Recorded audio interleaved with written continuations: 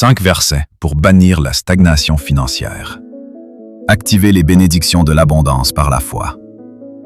La stagnation financière peut parfois sembler être un mur infranchissable. Malgré les efforts, les portes restent fermées et les résultats tardent à apparaître.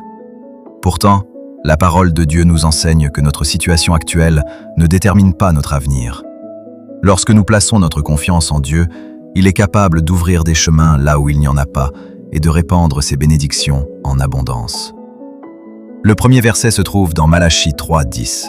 « Mettez-moi de la sorte à l'épreuve, et vous verrez si je n'ouvre pas pour vous les écluses des cieux. » Dieu promet de déverser des bénédictions au-delà de nos attentes lorsque nous lui faisons confiance avec fidélité. Deutéronome 28:12 déclare « L'Éternel t'ouvrira son bon trésor, le ciel. » Ce verset rappelle que la véritable prospérité vient de Dieu. Il possède des ressources illimitées pour soutenir ses enfants. Dans Philippiens 4:19, nous lisons « Mon Dieu pourvoira à tous vos besoins selon sa richesse. » Même lorsque les circonstances semblent difficiles, Dieu reste notre source inépuisable. Psaume 23:1 affirme « L'Éternel est mon berger, je ne manquerai de rien. » Cette parole apporte la paix et la certitude que Dieu veille sur chaque domaine de notre vie. Enfin, Josué 1:8 enseigne que la méditation et l'obéissance à la parole conduisent au succès. Alors tu réussiras dans tes entreprises. La prospérité biblique est liée à une relation vivante avec Dieu. Prions ensemble. Père céleste, je viens devant toi avec foi et humilité. Je te remets toutes les limitations, les blocages et les périodes de stagnation financière qui freinent ma vie. Au nom de Jésus, je déclare que toute porte fermée s'ouvre selon ta volonté.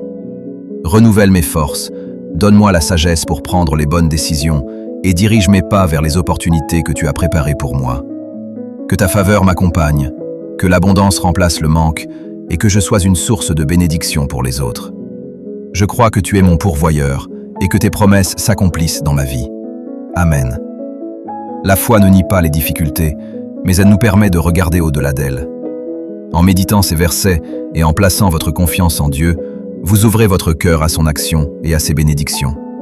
Continuez à persévérer, à prier et à croire. Dieu est capable de transformer votre saison de stagnation en une saison d'abondance. Si ce message vous a encouragé, prenez un instant pour aimer, commentez votre verset préféré, partagez cette parole avec vos proches et l'ajoutez à vos favoris afin de la relire chaque fois que vous aurez besoin d'espérance et de foi.